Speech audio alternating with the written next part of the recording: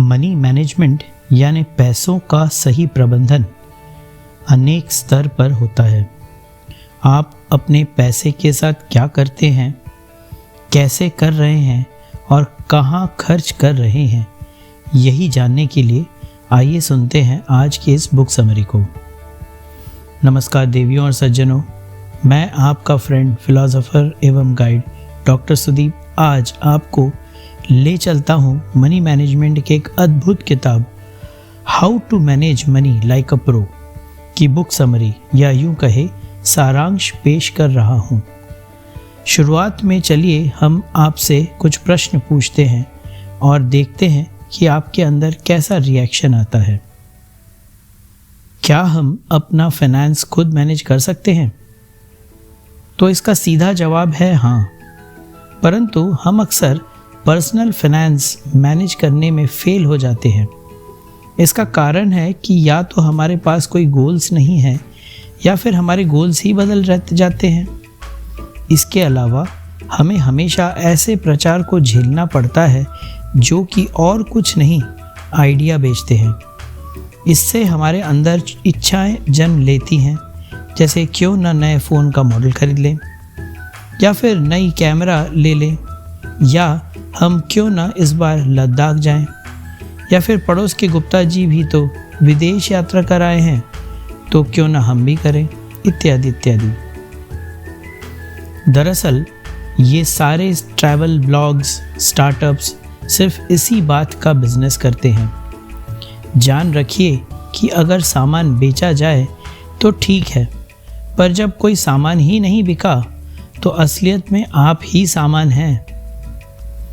इन सब एडवर्टाइजमेंट के बीच में हमारा मन इन सब को कैप्चर करते रहता है और हमें एक अजीब बीमारी जिसका नाम है फोमो यानी फियर ऑफ मिस्ड अपॉर्चुनिटी दे जाती है। ये सब मनी डिस्ट्रॉइंग हैबिट्स हैं। ज़ीरो कॉस्ट EMI के चलते ज़रूरत से ज़्यादा हम खर्च कर बैठते हैं। हमारे बड़े बुजुर्ग पहले बजट फिर खर्च के सिद्धांत पे यकीन रखते थे और हम सिर्फ ओवर स्पेंड कर डेट ट्रैप यानी कर्ज के मकड़ जाल में फंस जाते हैं। सैटरडे नाइट पार्टीज़ और आजकल के सोशल ड्रिंकिंग भी ज़रूरी हो गया है। तो ये देखिए कि पैसे बचे तो बचे कैसे। अब हम मनी मैनेजमेंट के कुछ ज़रूरी सिद्धांतों को समझ लेते हैं। सिद्धांत नंबर 1, अंडरस्टैंड सेविंग मेथड। अपने पूरे तनख्वाह में से 20% पहले ही निकाल के अलग कर लें। अब जो बाकी बचा उसे ही अपना तनख्वाह समझे, और ये अगर कम लगे तो अपनी कमाई बढ़ाने का उपाय सोचें। सिद्धांत number 2, making a budget. Budget बनाते वक्त अपनी मानवीय इमोशंस को अलग हटा के रखें। मन आपका बोलेगा क्यों न गाड़ी खरीद लें, पर उस समय प्रायोरिटी के आधार पर अपनी डिसीजन लीजिए। सिद्धांत नंबर 3, पहले से ही अपने रिटायरमेंट को प्लान करिए एवं अपने और पूरे परिवार के लिए एक इमरजेंसी फंड बनाएं। लोगों में आम धारणा ये है कि नौकरी लगते ही लाइफ तो सेट हो गई और जब अगले 30 से 35 साल काम करना ही तो करना है, फिर अभी से क्यों इतना बर्डन डाले अपने ऊपर। मनी का रूल ये है कि अर्निंग के सोर्स कुछ ही होते हैं परंतु स्पेंडिंग के कई ज़्यादा। आज की दुनिया फास्ट हो गई है, कोई भी धैर्य के साथ प्रतीक्षा नहीं करता, इसलिए अकल्पनीय, अनावश्यक और फालतू के रास्ते पैसे बढ़ाने के लिए अपना लेते हैं, क्योंकि कहीं से लोगों ने सुन जो रखा है कि रिस्क है तो इश्क है। लोग ये भूल जाते हैं कि इजी मनी जितना लुभावना है उतनी ही जल्दी आपकी मेहनत की कमाई को ले उड़ता है। सिद्धांत नंबर 4, बार्गेनिंग या नेगोशिएशन। किसी भी समय कूपन्स, फ्री गिफ्ट, स्कीम मांगना गुनाह नहीं, समझदारी है। इस स्वभाव के होने से भले ही आपके पैसे ज़्यादा न बचे, पर पैसों के प्रति अवचेतन मन में चेतना जाएगी और कुछ अनुशासन भी आएगा। सिद्धांत नंबर 5, चेंजिंग मनी हैबिट्स। आज की सरकार डिजिटल लेन देन, प्लास्टिक मनी वाला कंसेप्ट ले आई है। इससे हमें हमारे जेब से पैसे जाते हुए तो दिखता नहीं है, अलबत्ता सरकार को हमारे अकाउंट से पैसे का लेन देन दिख जाता है। अगर ये देश के लिए अच्छा है तो हमारे लिए बुरा भी है।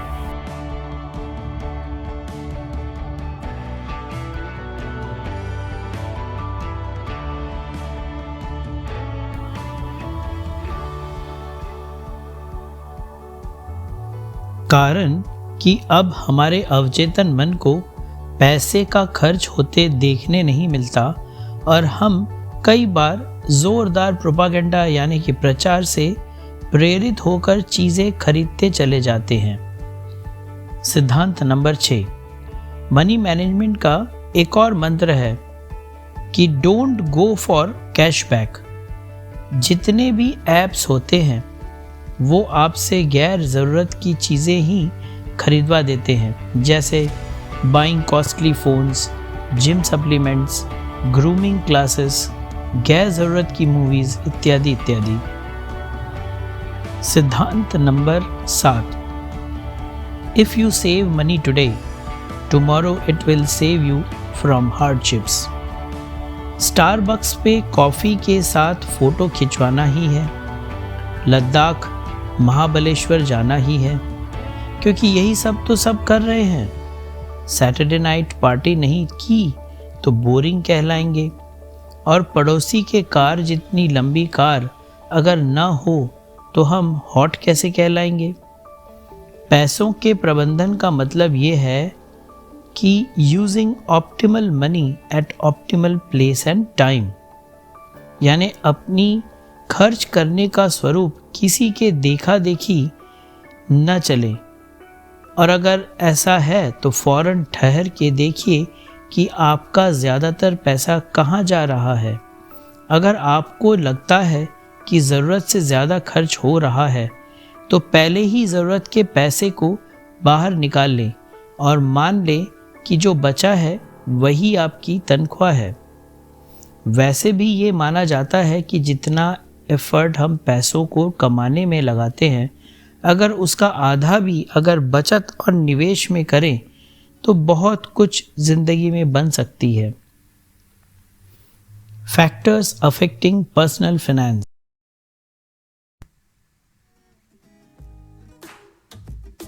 दरअसल हमारी वित्तीय यानी फाइनेंशियल हेल्थ कई चीज़ों के आपसी तालमेल का निष्कर्ष होता है। इसमें सरकार के द्वारा चलाए जा रही पॉलिसीज़ के साथ साथ हम सब की एक कॉमन दुश्मन है, जिसका नाम है महंगाई यानी कि इन्फ्लेशन। इसे यूँ समझे कि अगर आज कोई चीज़ 100 रुपये की है तो अगले साल 7% इन्फ्लेशन के हिसाब से 107 रुपये की हो जाएगी। बस यही हमारे पैसों के अवमूल्यन का कारण है। अगर आप अपने किसी निवेश में महज 6 या 7% कमा भी लिए तो भी आप वहीं के वहीं रह जाएंगे। इसी कारण ज़्यादातर मिडिल क्लास के परिवार की वित्तीय स्थिति नहीं सुधर पाती है, क्योंकि बैंक में रखा फिक्स डिपॉजिट 6 या 7% ही से ज़्यादा नहीं देगा, और अगर मुद्रास्फीति यानी महंगाई 7% से बढ़कर हमारे एफडी के रिटर्न की वैल्यू गिरा देती है तो इसमें हम क्या कर सकते हैं। पर्सनल बजट भी 2 प्रकार के हो सकते हैं, जैसे कि अगर आपके ऊपर लोन, इंश्योरेंस की प्रीमियम, मासिक किराए का बोझ है तो आपका बजट फिक्स्ड नेचर का होना चाहिए।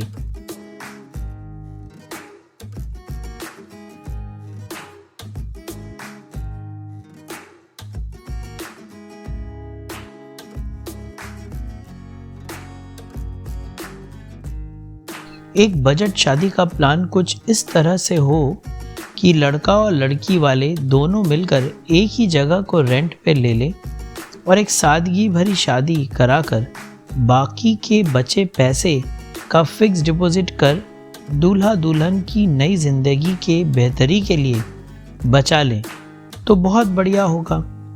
उस फिक्स डिपॉजिट पर MIS यानी मंथली इनकम स्कीम लेकर नए जोड़े की जिंदगी के खर्चों पे मदद हो जाएगी।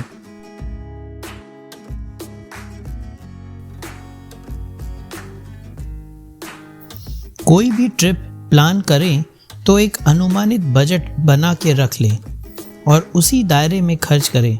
इससे आपको अनावश्यक खर्च न होगा और पैसे पहले से ही अलोकेटेड रहेंगे। मसलन कौन सी होटल, कौन कौन से स्पॉट्स, टैक्सी वगैरह वगैरह। सैटरडे नाइट पार्टी भी अब एक दबाव सी बनती जा रही है। मन हो या न हो, पार्टी करना ज़रूरी है, वरना लोग आपको एंटी सोशल कहेंगे। ऐसी मानसिकता से बचें। Healing steps for money management. दोस्तों, हम शुरुआत से ही कार खरीद लेते हैं और फिर कोई महंगी इन्वेस्टमेंट कर बैठते हैं, जिससे हम जिस समय छोटी छोटी सेविंग्स कर बहुत सारा पैसा इकट्ठा कर सकते थे, उस मौके से हाथ धो बैठते हैं। जैसे कोई शहर से दूर किसी प्रॉपर्टी या ज़मीन खरीद बैठते हैं, ये सोचकर कि बाद में वैल्यू अप्रिशिएट होगा, पर ऐसा अमूमन हो नहीं पाता।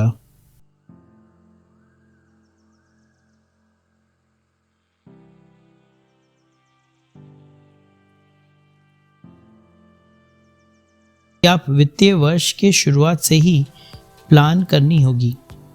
इसके लिए आप कुछ ऐसे प्लान्स देख सकते हैं जैसे सरकारी बॉन्ड्स हो गए, PPF या फिर ELSS यानी equity linked tax saving scheme, जो कि एक म्यूचुअल फंड है और इसे आप SIP के ज़रिए थोड़ा थोड़ा करके हर महीने निवेश कर सकते हैं। यहाँ ये कहना आवश्यक होगा कि आप कार या घर के बीच में पहले घर ले लीजिए, फिर कार लीजिए, क्योंकि घर आपको जीवन में सेफ्टी, सिक्योरिटी देती है, कार नहीं। इसके साथ ही एक एसेट होने के अलावा होम लोन में लगने वाले इंटरेस्ट 2 लाख तक टैक्स डिडक्टेबल होती है, यानी घर लेना आपकी टैक्स प्लानिंग में भी मदद करती है।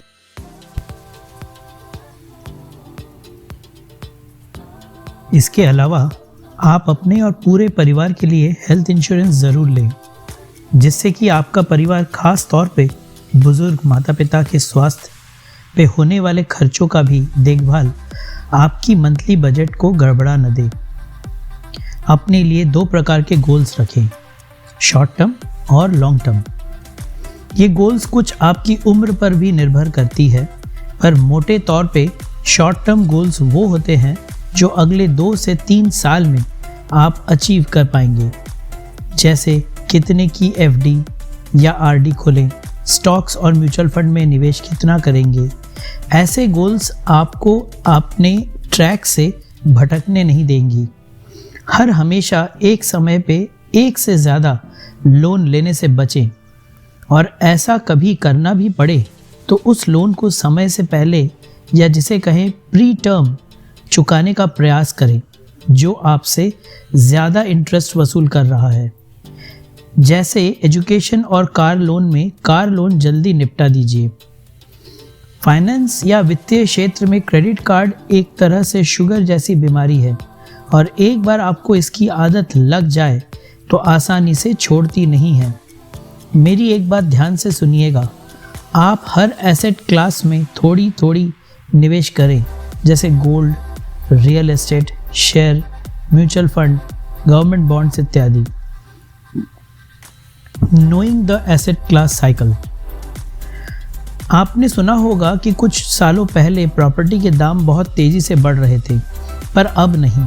अर्थात रियल एस्टेट में अब साइकिल डाउन साइड है, अर्थात अब इन्वेस्ट करने पर फ़ायदा ज़्यादा नहीं करेगा। तो ऐसे साइकिल को ध्यान में रखकर आप स्मार्ट इन्वेस्टमेंट करें। गोल्ड अभी अंडर परफॉर्म कर रहा है, आगे इसमें उछाल आ सकता है। इस प्रकार अपने निवेश के मुनाफे को बढ़ाएं।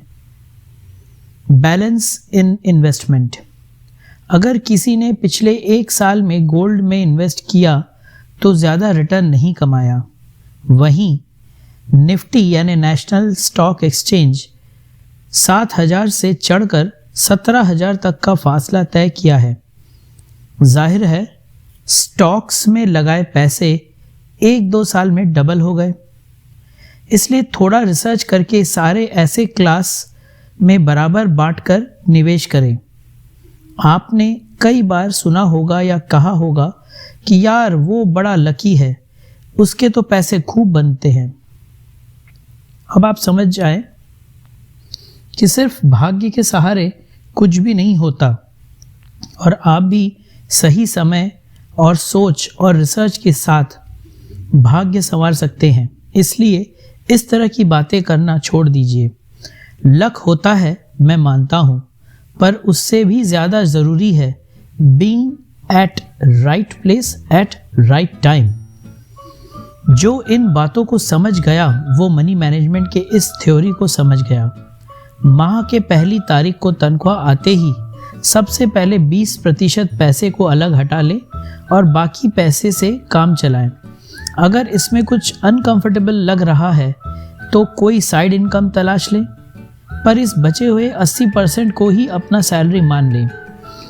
अब इस बचे हुए 20% को बैंक अकाउंट में पड़े न रहने दें, बल्कि उसे किसी 3 या 4 जगह पर अच्छे से स्टडी करके इन्वेस्ट कर दें और इसी 20% के 5% को अलग किसी अकाउंट या आरडी खोलकर इमरजेंसी फंड के रूप में डाल दें।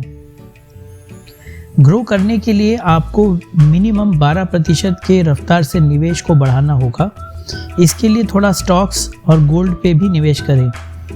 नाना, ये मत समझिए कि गोल्ड लेकर ज्वेलरी बना के घर में रखना है, बल्कि सरकार के सॉवरेन गोल्ड बॉन्ड में इन्वेस्ट करें।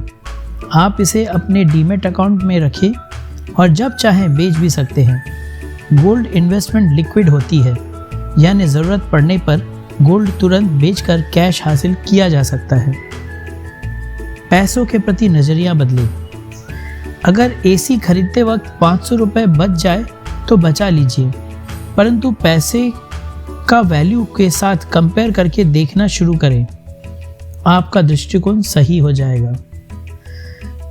It is necessary to have someone by your side.